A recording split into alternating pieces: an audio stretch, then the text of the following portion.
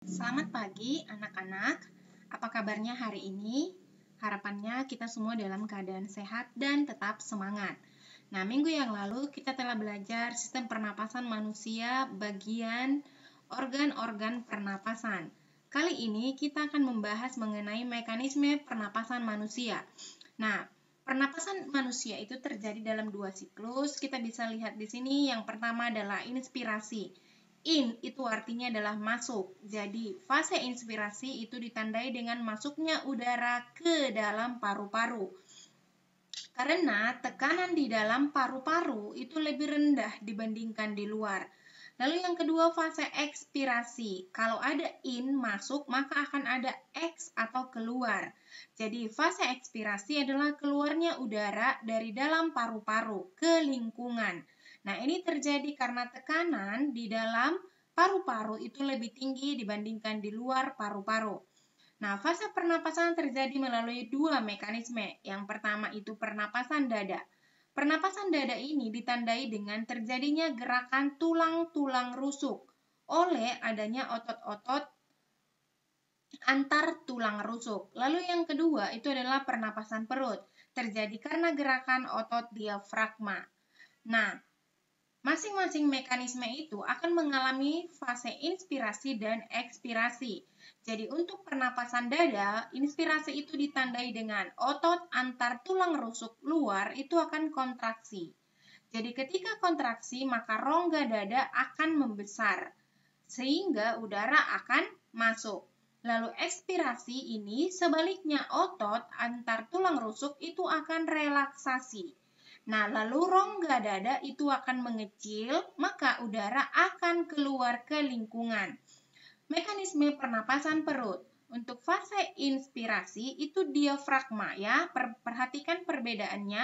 Pernapasan dada itu ditandai dengan otot antar tulang rusuk, sementara pernapasan perut itu ditandai dengan diafragma ya. Jadi untuk inspirasi, diafragma kontraksi dan mendatar. Jadi diafragma itu akan mendatar yang menyebabkan rongga dada membesar, maka udara akan masuk. Lalu untuk ekspirasi, diafragma akan relaksasi, kebalikannya ya. Inspirasi kontraksi, maka ekspirasi relaksasi.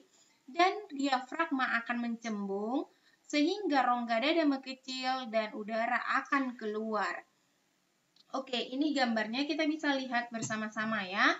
Untuk pernapasan dada, udara masuk. Kenapa udara bisa masuk ke dalam? Nah, otot antar tulang rusuk ini akan mengalami kontraksi. Ketika otot ini mengalami kontraksi, maka rongga dada akan mengembang. Jadi ini akan mengembang atau membesar. Ketika mengembang, maka udara akan masuk ke dalam paru-paru. Nah, untuk pernapasan perutnya, kita lihat diafragma. Ini adalah diafragma yang melengkung ini ya, di bawah paru-paru. Nah, ketika inspirasi, maka diafragma akan mengalami kontraksi atau mendatar. Jadi ini akan turun ke bawah atau semakin menuju mendatar. Ketika mendatar, maka ini rongga dada ini akan membesar sehingga udara bisa masuk. Lalu mekanisme ekspirasi. Ekspirasi itu keluarnya udara ke lingkungan. Kita lihat untuk pernapasan dada, otot antar tulang rusuk ini akan mengalami relaksasi ya. Ketika ini relaksasi, maka rongga dada ini akan mengecil. Kita bisa lihat perbedaannya ya. Ini mengembang rongga dadanya. Di sini rongga dadanya justru mengecil. Maka udara akan keluar menuju lingkungan. Lalu untuk pernapasan perut, yang fase ekspirasi, ini diafragma akan mencembung atau relaksasi. Jadi dia akan makin membengkok, sehingga menyebabkan rongga dada ini semakin mengecil. Nah, dengan mengecilnya rongga dada, maka udara akan keluar ke lingkungan. Ini bagian yang D adalah frekuensi pernapasan. Jadi frekuensi artinya jumlah ya, atau bisa dikatakan dengan volume. Jadi volume pernapasan itu tergantung dari jenis kelamin, yaitu pria lebih cepat dibandingkan wanita ya, usia. Jadi usia anak-anak itu lebih cepat dibandingkan usia dewasa, apalagi manula. Lalu aktivitas, jadi orang yang beraktivitas berat itu akan lebih cepat dibandingkan yang beraktivitas ringan. Misalnya kita olahraga, lari, berenang, maka frekuensi pernapasan kita itu akan lebih besar dibandingkan ketika kita hanya duduk santai ya. Lalu suhu tubuh itu juga mempengaruhi. Suhu tubuh itu semakin tinggi, maka frekuensi pernapasan akan semakin cepat. Dan yang berikutnya itu adalah posisi. Ketika kita berdiri, maka frekuensi pernapasan kita akan lebih cepat dibandingkan ketika kita duduk ataupun berbaring. Yang berikutnya adalah kapasitas paru-paru. Jadi, paru-paru kita ini mampu menampung volume udara itu dengan kapasitas total yang digambarkan dengan grafik berikut ya. Jadi di dalam grafik ini ada beberapa keterangan. Kita lihat dari bawah grafik ini menuju ke atas itulah kapasitas total paru-paru manusia. Jadi ini maksudnya adalah volume udara yang dapat ditampung oleh paru-paru kita. Yang besarnya itu bisa kita lihat di sini. Ini dari sini ke sini 1000, dari sini ke sini 1500, dari ke sini 500, dari ke sini 1500. Maka total keseluruhan ini adalah kapasitas total paru-paru manusia. Nah, berarti total keseluruhannya adalah kurang lebih sekitar 4500 ya. Ini volume pernapasan yang dapat ditampung paru-paru manusia. Selain kapasitas total, ada beberapa yang lainnya. Ini kapasitas vital. Jadi kapasitas vital itu adalah grafik dari sini menuju ke grafik yang di atas. Berarti residu tidak termasuk kapasitas vital ya. Lalu yang berikutnya, dari bawah ini sampai ke sini ini disebut dengan kapasitas residu. Lalu dari batas ini sampai ke sini ini disebut kapasitas cadangan ekspirasi. Ya. Lalu dari sini sampai ke sini ini disebut cadangan inspirasi. Lalu dari bawah sampai ke cadangan ekspirasi ini disebut dengan kapasitas residu fungsional. Dan yang sedikit ini dari sini sampai ke bawah ini disebut volume tidal, ya, volume tidal. Lalu dari atas sampai ke volume tidal disebutlah kapasitas inspirasi. Nah, ini keterangannya masing-masing. Volume tidal itu adalah volume udara yang masuk dan keluar ketika kita bernapas normal. Jadi kalau kita sekarang tarik napas, maka volume yang masuk itu disebut dengan volume tidal sebesar kurang lebih 500 ml. Atau kalau kita keluarkan pernapasan, misalnya kita hembuskan. Nah, maka volume udara yang keluar itu adalah sekitar 500 ml dan itu disebut dengan udara tidal. Lalu udara cadangan inspirasi, nama lainnya adalah komplementer. Ini volume udara yang masuk ke paru-paru saat menghirup napas dalam-dalam. Jadi kalau kita tarik napas dalam-dalam, maka itu disebut dengan volume cadangan inspirasi atau komplementer yang besarnya kurang lebih 1500 ml. Lalu volume cadangan ekspirasi atau suplementer, ini volume udara yang keluar saat kita menghembuskan napas kuat-kuat. Jadi ketika kita menghembuskan kuat-kuat, maka volume yang keluar itu kurang lebih 1500 ml. Itu disebut dengan volume cadangan ekspirasi atau suplementer. Lalu udara residu. Nah, ini adalah volume sisa yang selalu ada di paru-paru. Ya, kalau kita menghembuskan napas kuat-kuat, maka tidak semua udara dikeluarkan dari paru-paru. Namun tetap ada yang tinggal atau yang sisa. Itulah yang disebut dengan udara residu. Nah, udara residu ini besarannya kurang lebih 1000 ml.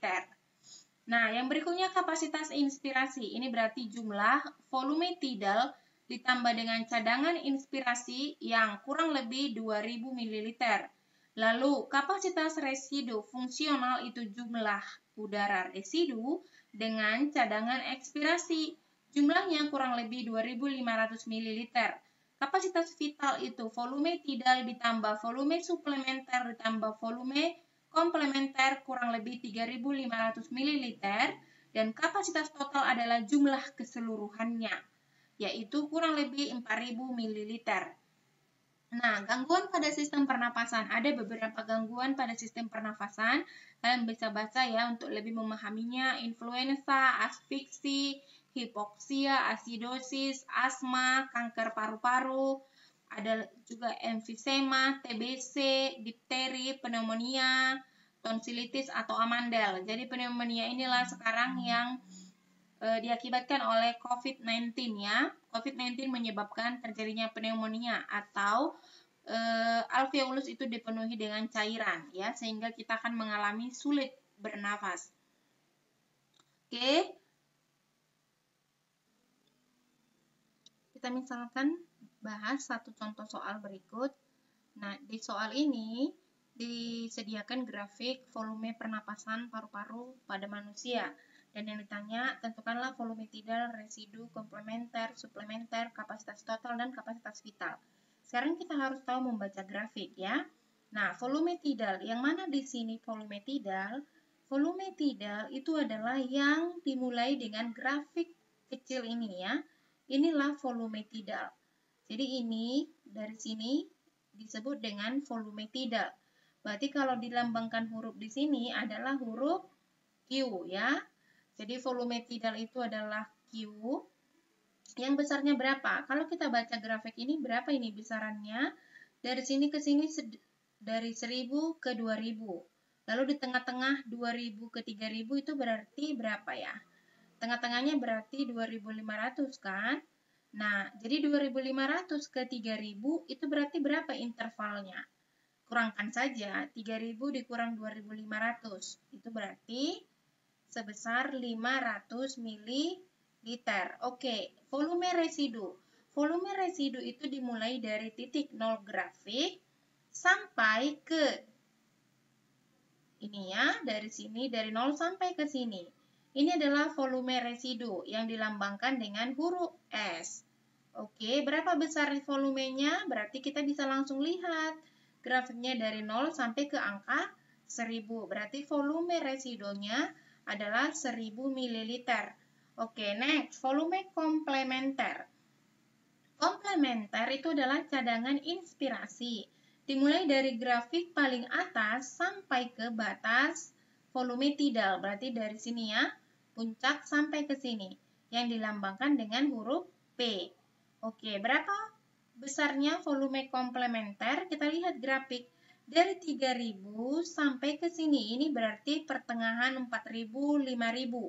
Pertengahannya berarti 4500. Oke, kita kurangkan 4500 dikurangi dengan 3000. Hasilnya 1500 ml. Oke, suplementer. Suplementer itu cadangan ekspirasi, berarti dimulai dari puncak ini, lembas, sampai ke volume tidal, yang dilambangkan dengan huruf R.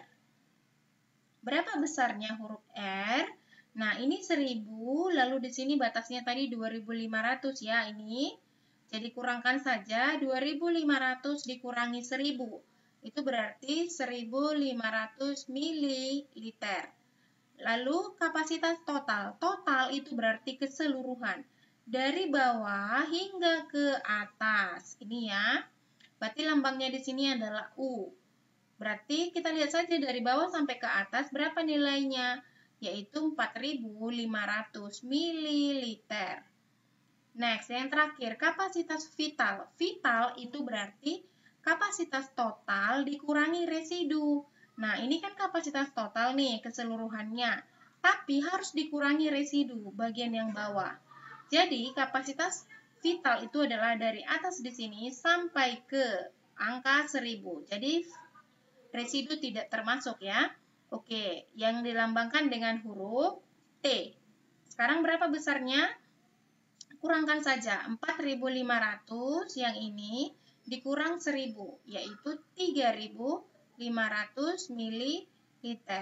Oke, Ibu harap kalian bisa memahaminya ya. Demikianlah pelajaran kita hari ini.